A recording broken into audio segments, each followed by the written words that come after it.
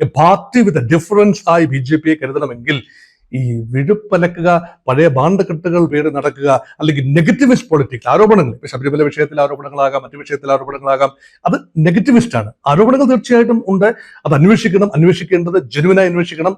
Corporation ഫണ്ടുകൾ ദുരുപയോഗപ്പെടുത്തിയിട്ടുണ്ടെങ്കിൽ അന്വേഷിക്കണം. Corporation വാഹനങ്ങൾ അനാവശ്യം ഉപയോഗിച്ചിട്ടുണ്ടെങ്കിൽ അന്വേഷിക്കണം. പൊങ്കാല ഇടുന്നതിന്റെ പേരിൽ, പൊങ്കാല ദിവസം ആറ്റുകാൽ പൊങ്കാല വലിയൊരു ഉത്സവമാണ്, വലിയൊരു ആവേശമാണ് തിരുവനന്തപുരം നിവാസികൾക്ക്.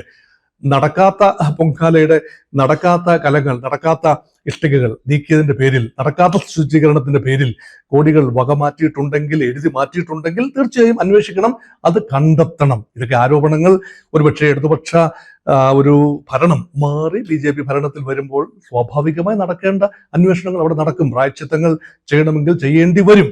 അതിനുപരിയായി വിച്ച് ഹണ്ടിങ് മാത്രമായി ഭരണം ഒതുക്കിയാൽ യഥാർത്ഥത്തിൽ ജനങ്ങൾ നൽകിയ മാൻഡേറ്റിന് അനുരൂപമായിട്ടല്ല അവർ പ്രവർത്തിക്കുന്നതെന്ന് പറയേണ്ടി വരും.